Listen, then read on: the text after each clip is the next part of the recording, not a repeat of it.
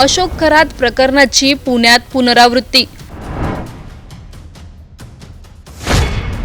भस्म लावतो आणि संमोहित करतो। अध्यात्माच्या नावाखाली महिलांचे लैंगिक शोषण। श्रद्धेच्या आड फसवणुकीचं मोठं जाळं। नाशिकचा भोंदूबाबा समोर आला आणि सर्व ठिकाणच्या भोंदूबाबांची प्रकरणं आता एक एक करून बाहेर येऊ लागलेत। नाशिकचा सेम पॅटर्न पुण्यातून देखील समोर आला आहे।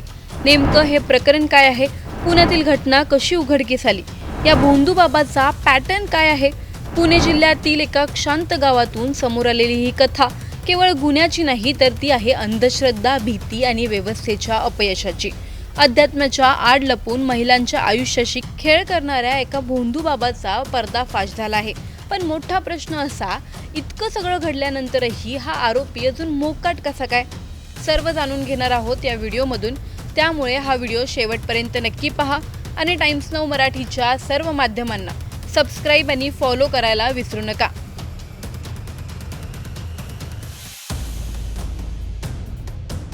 पुणे ग्रामीणमधील खेड तालुक्यातील चांडोली गाव सध्या एका गंभीर प्रकरणामुळे हादरला आहे। इथल्या शिवदत्त आश्रमात महाराज म्हणून वावरणारा नवनाथ गवळी हा प्रत्यक्षात महिलांचे शोषण करणारा भोंदू असल्याचा आरोप समोर आला आहे। श्रद्धेच्या नावाखाली अंगात येण्याच्या कथित गोष्टी सांगत महिलांना मानसिकदृष्ट्या कमकुवत केलं जात होतं आणि त्यानंतर दोष निवारण या नावाखाली त्यांच्यावर अत्याचार होत असल्याचं समोर येत आहे। या प्रकरणाला वळण मिळालं ते एका 34 वर्षीय महिलेच्या तक्रारीमुळे। मे 2025 पासून ती आपल्या कुटुंबासह आश्रमात येत होती। सुरुवातीला सर्व काही सामान्य वाटत असताना 17 जुलैच्या पहाटे घडलेली घटना तिच्या आयुष्याला हादरवून गेली। जप करत असताना आरोपीने तिच्याशी अश्लील वर्तन केलं। तुझ्या अंगातील दोष दूर करण्यासाठी शारीरिक संबंध ठेवावे लागतील अशी मागणी केल्याचा गंभीर आरोप आहे। सुरुवातीला भीती आणि सामाजिक दबावामुळे महिलेने पूर्ण सत्य सांगितलं नाही, मात्र आरोपीकडून होणारा सततचा त्रास आणि इतर प्रकरणांमधून मिळालेल्या धैर्यामुळे तिने अखेर सगळं उघड केलं। या धक्कादायक खुलाशानंतर खेड पोलिसांनी गुन्हा दाखल केला, पण तरीही आरोपी अद्याप अटकेबाहेर आहे। न्यायालयात तारखा असूनही तो हजर राहत नसल्याची माहिती समोर येत आहे। बरं, या बाबाचं नेमकं काय म्हणणं आहे, जाणून घेऊयात। की हा जो विषय आहे हा 8 महिन्यापूर्वीचा आहे। त्याच्यानंतर माझ्यावर दोषारोपपत्र दाखल झालं होतं। सदर विषय न्यायालयात गेला होता।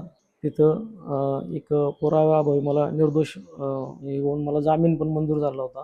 पण आता हे बाहेर काही घटनांचं एक हे झालेलं आहे। त्याच्यामध्ये काय होतं आहे, काही सत्य असेल तर असत्य, असत्य असेल तर सत्य, अशा विषय चालू आहे। आणि मग त्या बाबतीत यांनी परत एकदा वरती परत डोकं काढलेलं आहे। आणि असं कधी घडलंच नाही का बा आम्हाला समजा कोर्टाची तारीख आहे, आम्ही गेलो नाही, यांनी म्हटले बा जामीन नाही, जामीन पण झालेला आहे त्या गोष्टीचा। हे जे आरोप आहेत हे 8 महिन्यापूर्वी या जागेच्या संदर्भात वाद झाले होते। समोर त्यांचा असा विषय होता का डायरेक्ट बा एक ट्रस्ट करून हा विषय इथं हे करू, परंतु अगदी ह्या लोकांनी माझ्याकडून जे इथं समजा मंदिरासाठी एक देणगी स्वरूपात काही दिलं असेल ते सुद्धा माझ्याकडून रक्कम मला हानमार करून माझ्याकडून जबरदस्तीनं चेक लिहून घेऊन ते सुद्धा त्यांनी परत घेतलेले आहेत।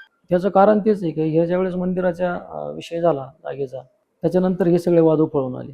वाद असं होतं का समोरच्यांचं म्हणणं होतं की याच्यामध्ये आम्हाला सहभागी करून घ्या किंवा मला इथे सेपरेट एक रूम बांधून द्या, अशा पद्धतीचा विषय होता। पण मी सांगितलं नाही, आज बाबा तू एकटा इथे येणार नाही, आपल्याकडे येणारे वक्त कंपनी भरपूर आहे, त्याच्यामुळे मी त्या गोष्टीला नकार दिला होता।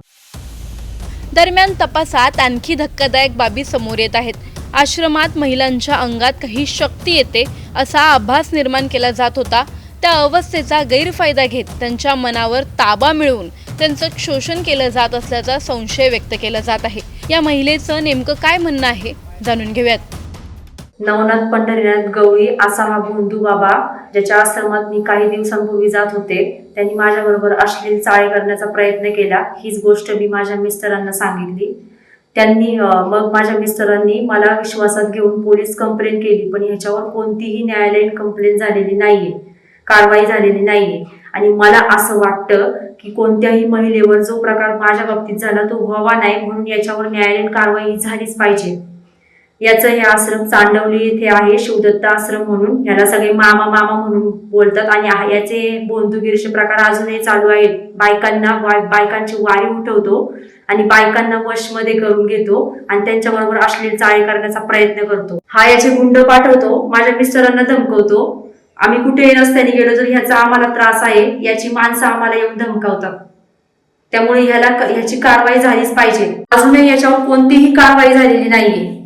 तर मला असं वाटतं की मला न्याय मिळावा आणि माझ्यासारख्या असंख्य महिलांना ह्याच्यापासून लांब ठेवावं, ह्याला शिक्षा झालीच पाहिजे, माझी एवढीच इच्छा आहे. ना जपाचं कारण घेऊन आश्रमामध्ये बोलवतो, मग त्यांना भस्म लावतो, वशमध्ये करतो आणि त्यांच्याकडं अश्लील अनैतिक संबंध ठेवण्याचे मागणी करतो. असा हा भोंदू, याला चांगलीच शिक्षा झाली पाहिजे, कडक. कराडचं जे प्रकरण झालं त्याच्यावरून आता आम्हाला विश्वास पटलेला आहे की या देशामध्ये कायदा हा आहे अजूनही जिवंत. त्यामुळे या नराधमाला शिक्षा ही झालीच पाहिजे. यांनी असंख्य महिलांना छळलं आहे. यामुळे हा प्रकार केवळ एका व्यक्तीपुरता मर्यादित आहे का, की यामागे काही मोठं जाळं आहे? याबाबतही प्रश्न उपस्थित होत आहेत. एकीकडे सरकार अंधश्रद्धा निर्मूलनाचे दावे करतं, कायदे आहेत, मोहिमा आहेत, पण तरीही ग्रामीण भागात असे प्रकार थांबत का नाहीयेत? पोलिसांनी गुन्हा दाखल करूनही आरोपीला अटक का होत नाहीये? प्रशासनावर कोणाचा दबाव आहे का? अशा आश्रमांना संरक्षण कोण देतंय?